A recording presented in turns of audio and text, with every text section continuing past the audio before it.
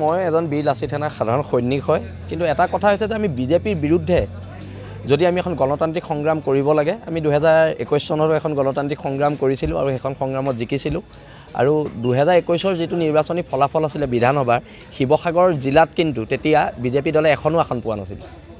সকলো বিজেপি বিৰোধী প্ৰাৰ্থীসকলে জিকিছিলে আৰু এইবাৰো আমি চেষ্টা কৰিম বিজেপিক ৰুধিবলৈ 24 লোকসভা নিৰ্বাচনত। আৰু তাৰ কাৰণে জনগণৰ সহযোগ লাগিব আৰু জনগণে আমাক সহযোগ কৰি আছে আৰু আমি আশা ৰাখিছোঁ যে জনগণে এইবাৰো বিজেপিৰ বিৰুদ্ধে এক ঐতিহাসিক ৰায় যোৰহাট লোকসভা সমষ্টিৰ পৰা দিব। মই এজন বীৰ লাচিত সেনাৰ সাধাৰণ সৈনিক হয়, কিন্তু এটা কথা হৈছে যে আমি বিজেপিৰ বিৰুদ্ধে যদি আমি এখন গণতান্ত্ৰিক সংগ্ৰাম কৰিব লাগে, আমি 2021 চনৰো এখন গণতান্ত্ৰিক সংগ্ৰাম কৰিছিলোঁ আৰু সেইখন সংগ্ৰামত জিকিছিলোঁ। আৰু 2021 যিটো নিৰ্বাচনী ফলাফল আছিলে বিধানসভাৰ, শিৱসাগৰ জিলাত কিন্তু তেতিয়া বিজেপি দলে এখনো আসন পোৱা নাছিল।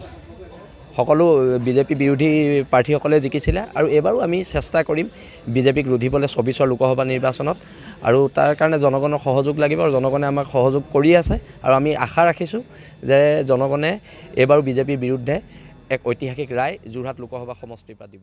মই এজন বীৰ লাচিত সেনাৰ সাধাৰণ সৈনিক হয়, কিন্তু এটা কথা হৈছে যে আমি বিজেপিৰ বিৰুদ্ধে যদি আমি এখন গণতান্ত্ৰিক সংগ্ৰাম কৰিব লাগে, আমি 2021 চনৰো এখন গণতান্ত্ৰিক সংগ্ৰাম কৰিছিলোঁ আৰু সেইখন সংগ্ৰামত জিকিছিলোঁ।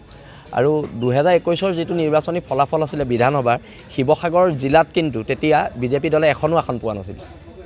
সকলো বিজেপি বিৰোধী প্ৰাৰ্থীসকলে জিকিছিলে আৰু এইবাৰো আমি চেষ্টা কৰিম বিজেপিক ৰুধিবলৈ 24 লোকসভা নিৰ্বাচনত। আৰু তাৰ কাৰণে জনগণৰ সহযোগ লাগিব আৰু জনগণে আমাক সহযোগ কৰি আছে আৰু আমি আশা ৰাখিছোঁ যে জনগণে এইবাৰো বিজেপিৰ বিৰুদ্ধে এক ঐতিহাসিক ৰায় যোৰহাট লোকসভা সমষ্টিৰ পৰা দিব। মই এজন বীৰ লাচিত সেনাৰ সাধাৰণ সৈনিক হয়, কিন্তু এটা কথা হৈছে যে আমি বিজেপিৰ বিৰুদ্ধে যদি আমি এখন গণতান্ত্ৰিক সংগ্ৰাম কৰিব লাগে, আমি 2021 চনৰো এখন গণতান্ত্ৰিক সংগ্ৰাম কৰিছিলোঁ আৰু সেইখন সংগ্ৰামত জিকিছিলোঁ। আৰু 2021 যিটো নিৰ্বাচনী ফলাফল আছিলে বিধানসভাৰ, শিৱসাগৰ জিলাত কিন্তু তেতিয়া বিজেপি দলে এখনো আসন পোৱা নাছিল। সকলো বিজেপি বিৰোধী প্ৰাৰ্থীসকলে জিকিছিলে আৰু এইবাৰো আমি চেষ্টা কৰিম বিজেপিক ৰুধিবলৈ 24 লোকসভা নিৰ্বাচনত। আৰু তাৰ কাৰণে জনগণৰ সহযোগ লাগিব আৰু জনগণে আমাক সহযোগ কৰি আছে আৰু আমি আশা ৰাখিছোঁ যে জনগণে এইবাৰো বিজেপিৰ বিৰুদ্ধে এক ঐতিহাসিক ৰায় যোৰহাট লোকসভা সমষ্টিৰ পৰা দিব। মই এজন বীৰ লাচিত সেনাৰ সাধাৰণ সৈনিক হয়, কিন্তু এটা কথা হৈছে যে আমি বিজেপিৰ বিৰুদ্ধে যদি আমি এখন গণতান্ত্ৰিক সংগ্ৰাম কৰিব লাগে, আমি 2021 চনৰো এখন গণতান্ত্ৰিক সংগ্ৰাম কৰিছিলোঁ আৰু সেইখন সংগ্ৰামত জিকিছিলোঁ।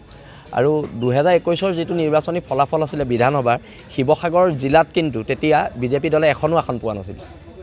সকলো বিজেপি বিৰোধী প্ৰাৰ্থীসকলে জিকিছিলে আৰু এইবাৰো আমি চেষ্টা কৰিম বিজেপিক ৰুধিবলৈ 24 লোকসভা নিৰ্বাচনত। আৰু তাৰ কাৰণে জনগণৰ সহযোগ লাগিব আৰু জনগণে আমাক সহযোগ কৰি আছে আৰু আমি আশা ৰাখিছোঁ যে জনগণে এইবাৰো বিজেপিৰ বিৰুদ্ধে এক ঐতিহাসিক ৰায় যোৰহাট লোকসভা সমষ্টিৰ পৰা দিব।